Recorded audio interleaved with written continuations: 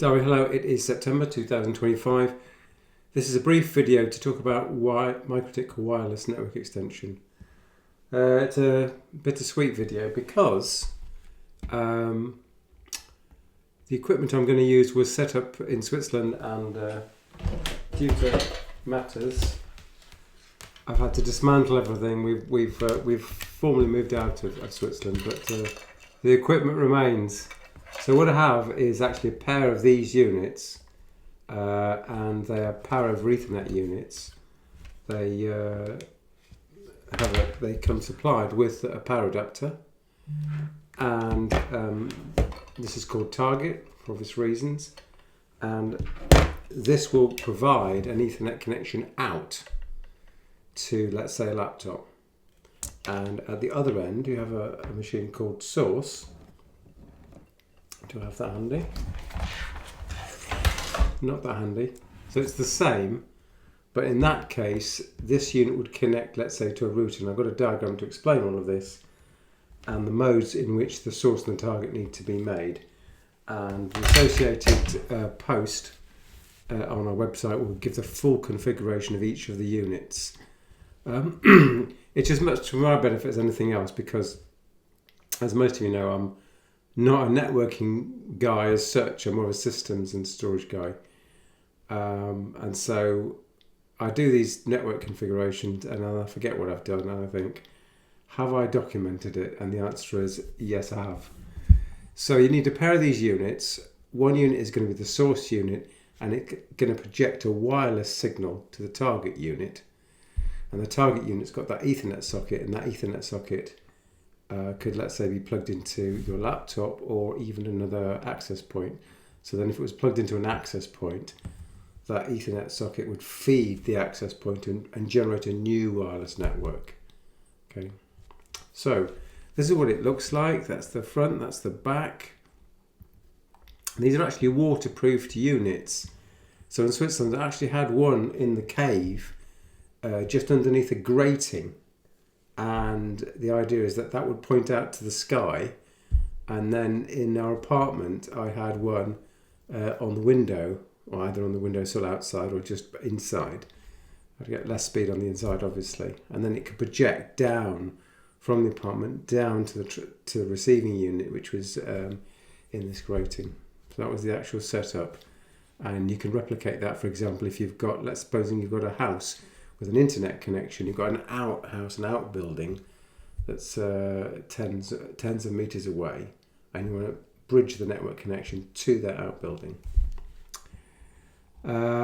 So what, I think I actually gave the name of the unit. This one is a RBSXT SQG-5CD unit, and it's a Mikrotik unit, my favourite brand of networking kit. Why Mikrotik? Because of its flexibility. So I'm trying to show you here in a diagram what's happening. So the picture hasn't come out very well. What I'm trying to show you is the following. This is the main diagram I'm going to refer to, so apologies for the quality, but let's just look at the diagram and we're going to look at it in more detail. So here I'm trying to show you've got let's say a fibre router in with an Ethernet socket, and let's suppose you're running a DHCP, an IP address server, on that device. It could be anywhere on the network, but for simplicity I've got a single fibre router, fibre coming in, and here's the DHCP server sitting here. This is my source unit and this is my target unit, and they're connected by air only. And at the target end you've got the PC, the laptop, with an Ethernet connection plugged into the socket here. Again, you could replace this with a wireless access point and take this Ethernet and then put it into the wireless access point and broadcast a new wireless signal with a new SSID. So here, this is powered via a PoE connection. So you've got a power adapter and a splitter. So here's your power adapter, and here's your PoE splitter. Okay, so you're powering in here. This is the output going to the Mikrotik device, and that's the device in this case going to the source of the router, the main router. So I've created a network called 0 to 5 gigahertz on both devices, and I've created and the Ethernet socket I've labelled 01 LAN, and I've created what's called a software bridge, which is the summation of the LAN and the wireless network. So packets that come in on the LAN go out on the wireless network. And the key thing to note is that when you define this wireless network, you set it up in what's called bridge mode. On the source, you set it up in bridge mode. And you have a very similar connection on the target, but on the target, you're setting it up as station bridge mode. So the wireless adapters have to be set up in bridge mode on the source and in station bridge on the target. Now, I've got a graphic in a second. I've also set fixed IP addresses. So in this example, this is the 2 network. So like, for example, 192.168.2. something. And so when this guy gets an address, he gets a 2 network address. But the network that you're bridging between these 2 devices is a different network. And out of my top of my hat, I just thought of the 15 network. So the IP address of this node here is 192.168.15.88 in my example, and here it's again on the 15 network 192.168.15. I think it's 89, not written on. Whoops. Anyway, you'll see that in the config files. Again, this has got a bridge, which is the summation of the LAN and the wireless network. And so that's pretty much it. Here is the definition of the source. You see it's set to bridge. In this case, I'm using the 5 gigahertz network, and I'm using the maximum channel width. I've left the frequency to auto. So on version 6 of Mikrotik, we're on version 7 now, but this old device won't do version 7 as far as I know. But actually version 6 was more flexible in many ways. You can set the width of the transmission, and you can even set the wireless frequency, down to specific megahertz. And you can use this XXX mode, which really drives the transmitters and receivers as much power as possible. So in my testing on my desk here, I'm getting just under 300 megabits per second between the transmitter and the receiver, between the source and the target. So obviously, as you take these 2 devices further away from each other, that wireless transmission rate will drop substantially. But, for an outhouse or a cave where I would be doing my vintage computer work, I'm sure 50 megabits per second is absolutely fine. So quite some distance that the speed will drop.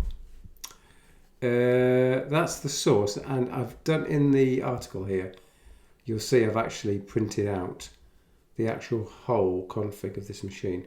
You'd need to change it to have a different SSID.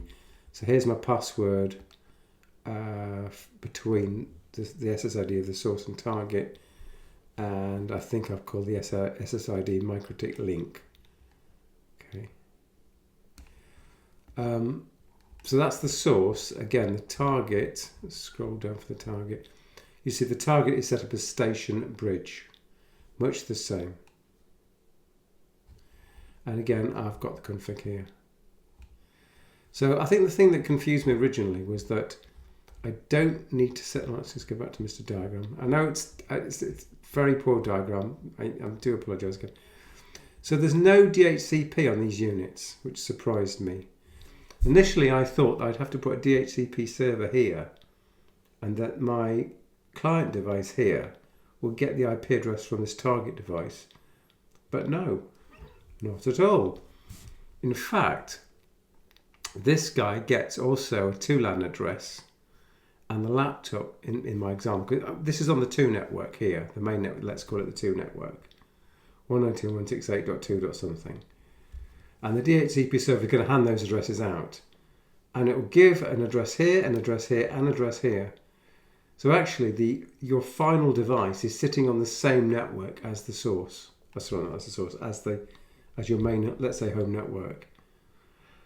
There's another way of doing this whereby the target does have a DHCP server and creates a new network on its outbound interface. But I'm not showing that. This is the the widely accepted way to do things is to have a bridge mode on the source and a target mode on the receiver. So that is, I hope that's useful. In the YouTube notes will be the URL of the article. Thanks for watching.